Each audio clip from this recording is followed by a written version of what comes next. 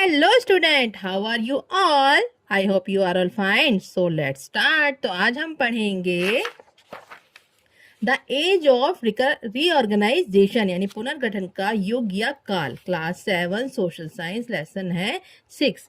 लेकिन इससे पहले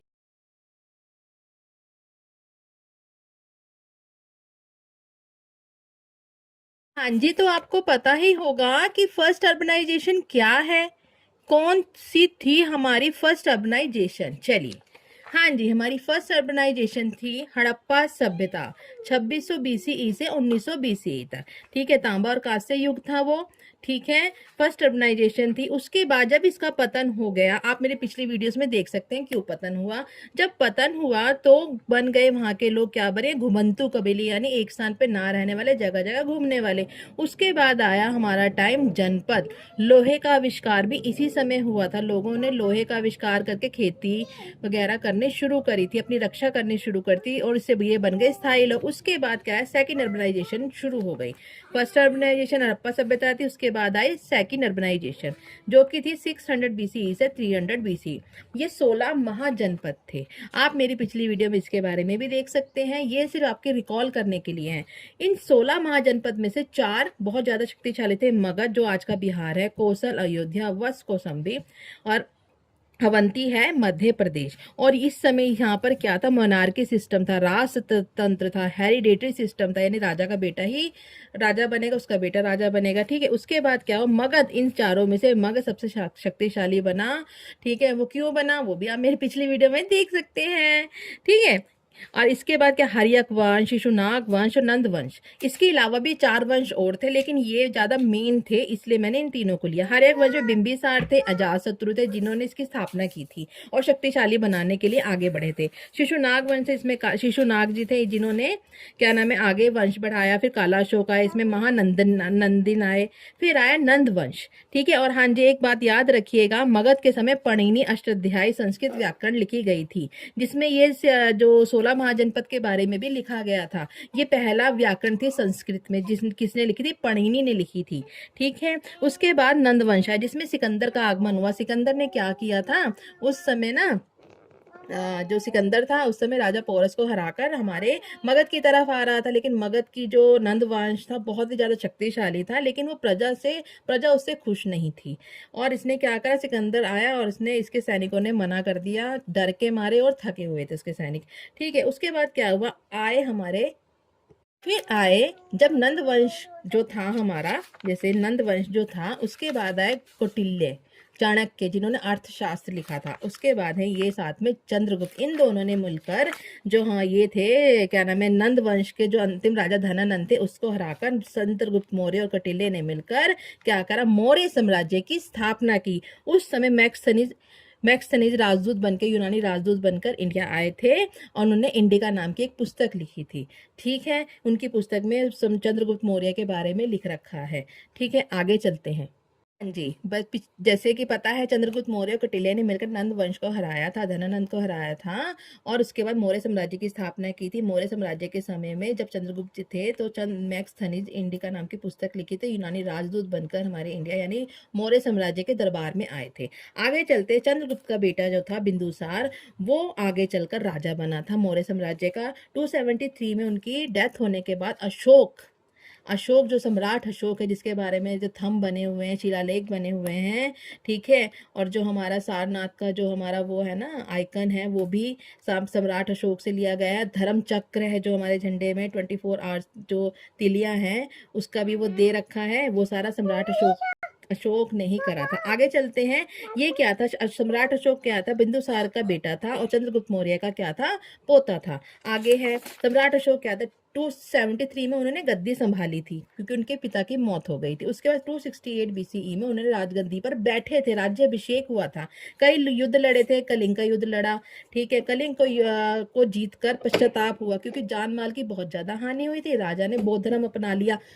ठीक है, प्रजा के हित में कई कई कार्य भी किए, वो आप देख सकते हैं मेरी शॉर्ट्स वीडियो में। आगे चलते हैं। इनके समय, सम्राट अशोक के समय बहुत ही अच्छा युग था, बहुत ही अच्छा शक्तिशाली राज्य था, लेकिन धीरे धीरे राज्य जो राजा थे ना इनके बाद के वो थोड़े अलग अलग होने लगे। तो क्या हुआ, 185 BC में मौर्य साम्राज्य का पतन हो गया। फिर आते हैं हम, हाँ जी, जब मौर्य साम्राज्य का 185 में पतन हो गया तो ये सब जो राजवंश है ये आए। अब हम इसके बारे में इस चैप्टर में पढ़ेंगे। कक्षा 7 का है, जैसे कि बता दिया था। अब इसके बारे में आप ये इसकी स्क्रीनशॉट भी ले सकते हैं। थोड़ा सा इसमें चेदी वंश नहीं है, चेदी वंश उड़ीसा में है, तो नेक्स्ट वीडियो में मैं वो भी डाल दूंगी। ओके, हाँ जी, आप ये देख सकते हैं जब मौर्य साम्राज्य का पतन हुआ तो इतने ये जो शुंग, चेदी, सातवाहन, चोल, चेर और पांड्या, ये हमारे भारतीय राजवंश थे। उसके बाद प्रमुख विदेशी राजवंश भी थे, एक इंडो ग्रीक, शक और कुषाण। इसके बारे में पढ़ेंगे। हाँ जी, जैसे जैसे शुंग वंश, प्रथम मौर्य शुंग था 185 BC से 73, आप ये टाइमलाइन देख सकते हैं। उसके बाद आया कण्व वंश। आपकी बुक में ना कण्व वंश के बारे में ज़्यादा दे नहीं रखा, उसके थे वासुदेव कण्व थे। इनका राज्य बहुत ही ज़्यादा, राज्य जो मतलब शक्तिशाली भी था, लेकिन इनका जो टाइम था वो बहुत ही कम था। आप ये देख सकते 73 से 28 BC तक था। फिर आया सातवाहन वंश और चेदी वंश। ठीक है, आप मैं शुंग वंश की थोड़ी सी एक पिक्चर दिखा देती हूँ आपको।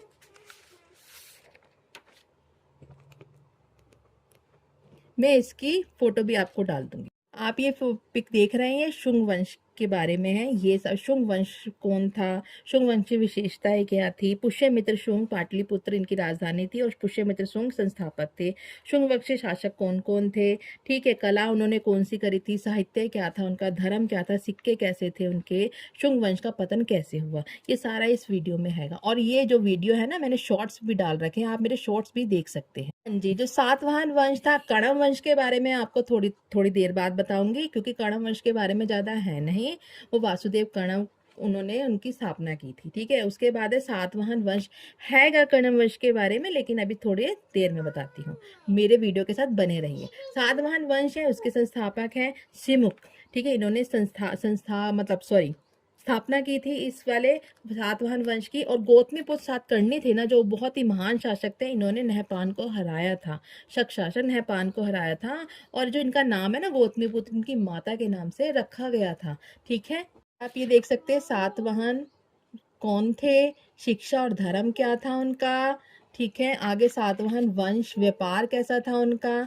और उनके समय ना सिक्के चलाए गए थे, क्योंकि वो समुद्री व्यापार करते थे ना। और जो ये था ना, उनके सिक्कों के ऊपर जहाज बना हुआ था। ठीक है, ये भी आप मेरी शॉर्ट वीडियो में देख सकते हैं। आप ये देख सकते हैं माता के नाम का प्रयोग करा। देखो मैंने बताया था, गुफा और कला, मतलब संस्कृति इनकी बहुत अच्छी थी, संस्कृति कला में बहुत ज्यादा रुचि रखते थे। और बौद्ध भिक्षुओं को रहने के लिए, बौद्ध भिक्षुक नहीं, वो जैन धर्म को भी, बौद्ध भिक्षुओं को भी और वैदिक धर्म को भी बहुत ही ज्यादा सम्मान किया करते थे। ये चेदी वंश के बारे में, जो कलिंग, पता है ना कलिंग का युद्ध कहाँ, वो कब हुआ था, जब अशोक सम्राट ने बौद्ध धर्म अपनाया था। इस कलिंग के युद्ध के जान माल की हानि के बाद, उसके बाद ये बिल्कुल एकदम खराब, मतलब शक्ति कम हो गई थी इस कलिंग की। जो आज का उड़ीसा है ना, उस समय उसे कलिंग बोला जाता था, उड़ीसा को। ठीक है, तो चेदी वंश के जो राजा थे ना, खारेवल, ठीक है, इन्होंने क्या करा था, इस चेदी वंश को बहुत ही ज्यादा शक्तिशाली बना दिया था। जैसे इन्होंने क्या करा, ये जैन धर्म के अनुयायी थे, जैन धर्म को मानते थे, भिक्षुक राजा कहलाते थे, क्योंकि सभी धर्मों को सम्मान देते थे। उदयगिरी गुफाएं बनाई, गुफाओं की नक्काशी भी की, ताकि लोगों को पता चल सके कि आगे इन्होंने क्या क्या कार्य किया था, लोगों तक क्या अच्छे कार्य। हाथी गुफा अभिलेख है, यहाँ पर जो लिपि लिख रखी है ना, ये जो लिपि है ना, देखो देख लो, खारेवल की विजय, शासन, जनता के किए गए कार्यों का वर्णन दिया गया है। इस लिपि से हमें पता चलता है कि जो चेदी वंश के खारेवल जो शासक थे, बहुत ही ज्यादा नेक इंसान थे और शक्तिशाली, इन्होंने अपने कलिंग को बनाया था। ओके, आते हैं दक्षिण भारतीय साम्राज्य के ऊपर, जो कि क्या थे, चेर, चेर थे। ठीक है जी, हमने अभी पढ़ा शुंग, चेदी और सातवाहन वंश की, मैंने आपको कुछ पिक्चर्स दिखाई है, मैं आपको ये भी दे दूंगी। आगे हम चोल, चेर और पांड्य के बारे में पढ़ेंगे, प्रमुख विदेशी राजवंश के बारे में थोड़ा सा पढ़ेंगे। और इसकी जो वीडियो है, चोर, ये जितने भी राज्यों की वीडियो है, वो नेक्स्ट वीडियो में अच्छे तरीके से बताऊंगी। ठीक है, आगे देखिए। दक्षिण साम्राज्य था, दक्षिण मतलब कैसे बता सकते हैं, हाँ जी, चेर, चोल और पांडे आप ये देख रहे हैं। अब इनके बारे में हम पढ़ेंगे। दक्षिण में है ना हमारे, जहाँ पर हमारे तमिलनाडु है, केरल है, ये सब चीजें। ठीक है, चोल जिसके थे मिनमपाल चोल, ठीक है, मिनमपाल नहीं थे, ये तो गलत हो गया।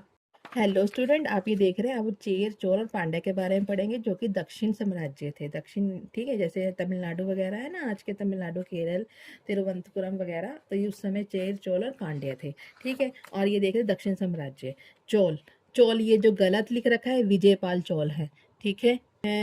इसमें लिखा है चोल है विजयपाल चोल, इन्होंने इसकी स्थापना की थी, चोल वंश की। चेर के थे उथ्यन चेरला थन, चेर वंश की स्थापना की थी। और पांड्या ने कौन थे, नेडुजेलियन, ठीक है, ये थे। इसके थोड़ा सा नाम डिफिकल्ट है लेकिन करना पड़ेगा। 300 बीसी से 300 सीई तक का था, ठीक है, 300 बीसी से 300 सीई। आप ये भी देख सकते हैं, एक बार मैंने उसमें नहीं करा था, ये मेरे रिटर्न वाले हैं। शुंग वंश के पुष्यमित्र थे, कणव के वासुदेव कणव थे, सातवाहन वंश के सिमुख थे, लेकिन गौतमीपुत्र सतकर्णी बहुत ही ज्यादा फेमस हुए थे, ठीक है। और क्या, चेदी वंश के खारेवल थे, खारवेल थे, दूसरी से तीसरी शताब्दी तक, ठीक है। उसके बाद आते हैं हमारे इंडो ग्रीक, यानी जो विदेशी राजवंश थे ना, मिनांडर।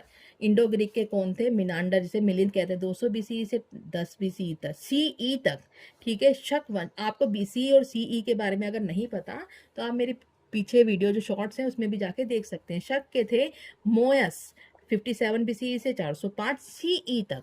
कुषाण वंश के कनिष्क थे, कनिष्क प्रथम, 30 बीसीई से 375 सीई तक। अब नेक्स्ट वीडियो में मैं आपको चेदी वंश, दक्षिण साम्राज्य, इंडो ग्रीक, शक वंश और कुषाण वंश के बारे में पढ़ाऊंगी। आपको ये वीडियो कैसी लगी तो प्लीज मुझे कमेंट करके जरूर बताइएगा। Thank you.